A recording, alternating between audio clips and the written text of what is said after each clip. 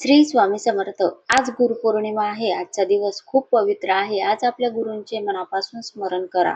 आज घरात एक अशी छोटी सेवा नक्की करा. घरात कापूर जाळा, गुरूंचे नामस्मरण करा, आपल्या मुलाची नजर काढा, कुलदेवीची सेवा करा आणि आपल्या गुरूंकडे आपल्या मनातील चांगल्या इच्छा नक्की सांगा.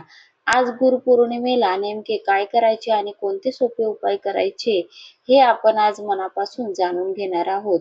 तर माहिती शेवटपर्यंत ऐका. आज आपल्याला सर्वात आधी म्हणजे देवासमोर स्वच्छता तर ठेवायचीच आहे. आपल्या गुरूंचा फोटो असेल, मूर्ती असेल, देवासमोर ठेवला असेल तर त्यांना नमस्कार करा. श्री गुरुदेव दत्त किंवा श्री स्वामी समर्थ असे नामस्मरण करा. आज आपल्या घराच्या कुलदेवीची सेवा नक्की करा. आपल्या कुलदेवीच्या मंदिर गावात असेल तर आणि तिथे जाणे शक्य असेल तर आज कुलदेवीच्या मंदिरात जाऊन दर्शन घ्या. आपल्या माऊलीला दही भाताचा नैवेद्य दाखवा.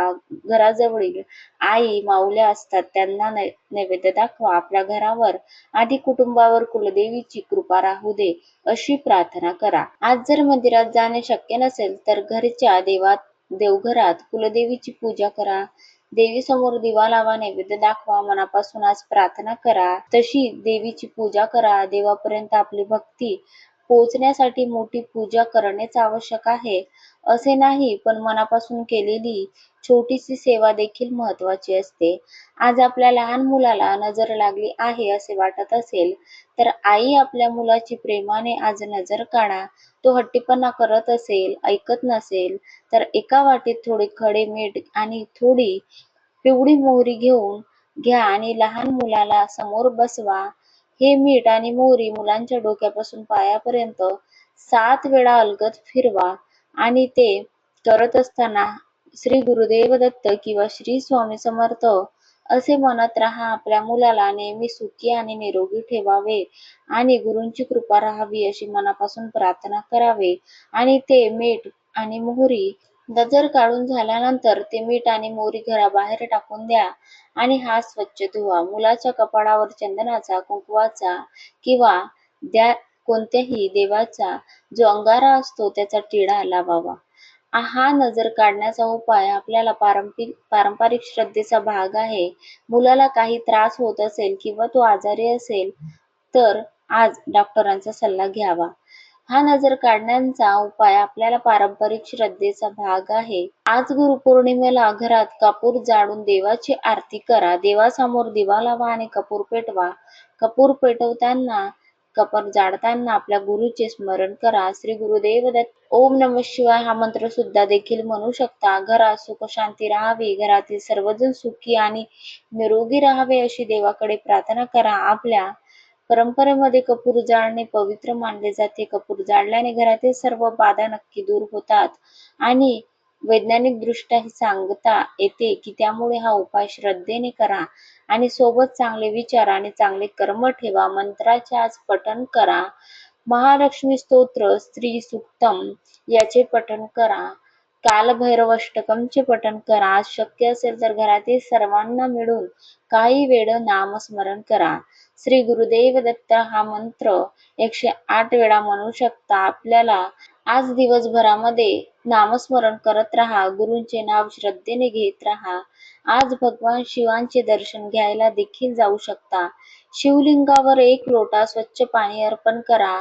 माझे कोणतेही गुरु नाही तर ओम नमः शिवाय हा मंत्र म्हणा आणि भगवान शिवांना आपले गुरु माना. त्यांना नमस्कार करा आणि आपल्या कुटुंबासाठी प्रार्थना करा. आज आपल्या घरी सत्यनारायण पूजा करण्याची इच्छा असेल तर आज सत्यनारायणची पूजा आज करू शकता. कथा करू शकता. घरातील सर्वांनी एकत्र बसून आज दिवसभरामध्ये कधी पण देवाची कथा करू शकता. देवाचे नामस्मरण करा. घरात सुख शांती राहावी अशी प्रार्थना करा. आज घरामध्ये सुंदर रांगोळ्या काढा. आज गुरुमंदिरामध्ये जाणे शक्य असेल तर नक्की जा. आपल्या गुरुचे दर्शन घ्या. गुरूंच्या चरणी नमस्कार करा. काही वेळ शांत बसून नामस्मरण करा. स्वामी समर्थांच्या मठात मंदिरात जा. शक्य असेल तर गुरुचरित्राचे पारायण देखील करा. संपूर्ण पारायण शक्य नसेल तर काही पानामधील 14वा 18वा अध्याय याचे वाचन करा. आज आपल्या घराच्या परंपरेनुसार उपवास देखील करू शकता. काही लोक पूर्ण उपवास करतात, काही लोक फळे दूध घेतात तर काही लोक एक वेळ साधे जेवण करतात. त्यामुळे आपल्या घरात जशी परंपरा आहे त्याप्रमाणे उपवास करा. आरोग्यामुळे उपवास करणं शक्य नसेल तर उपवास करू नका, पण मनापासून गुरुचे आज नामस्मरण करा. नामस्मरण करणे खूप महत्वाचे आहे. आज गुरुकडे एक चांगली गोष्ट मागा. फक्त पैसा मागण्यापेक्षा बुद्धी मागा. घरात सुख शांती राहावी. आज गुरूंना आपली कृतज्ञता व्यक्त करण्याचा दिवस आहे, तर मनापासून त्यांची प्रार्थना करा. आज काही मागण्यापेक्षा फक्त आपल्या कुटुंबाचे चांगले आरोग्य मिळावे अशी प्रार्थना करा. आपल्या हातून नेहमी चांगली कामे घडावी, गुरूंची सेवा घडावी अशी गुरूंच्या चरणी विनंती करा. आज कोणतेही वाईट करू नका, कोणाबद्दल वाईट बोलू नका, कुणाचे नुकसान करू नका, मनात राग आणि द्वेष ठेवू नका. आजचा दिवस प्रेमाने आणि भक्तीने साजरा करा. गुरुपौर्णिमा हा दिवस खूप मोठा दिवस मानला जातो. आज आपल्या घरातील मोठ्या व्यक्तींचे आशीर्वाद नक्की घ्या. आई वडील, आजी आजोबा, घरातील जे ज्येष्ठ व्यक्ती आहेत त्यांना नमस्कार करा.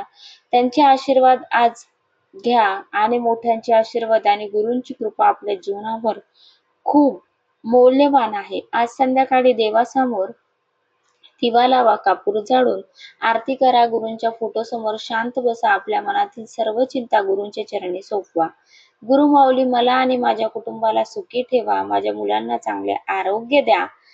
माझ्या घरात सुख शांती ठेवा. माझ्या हातून कोणाचेही वाईट होऊ देऊ नका. माझ्या हातून नेहमी चांगले कामे घडू द्या. मला नेहमी चांगल्या मार्गावर चालण्याची बुद्धी द्या अशी मनापासून प्रार्थना करा. मित्रांनो, आजच्या या पवित्र दिवशी तुम्हीही गुरुचे नामस्मरण करा. घरात दिवा लावा, कापूर जाळा, मंत्र स्तोत्र म्हणा, कुलदेवीची सेवा करा. आपल्या मुलांची प्रेमाने नजर काढा. मोठ्यांचे आशीर्वाद घ्या. शक्य असेल तर उपवास करा आणि जास्तीत जास्त नामस्मरण करा.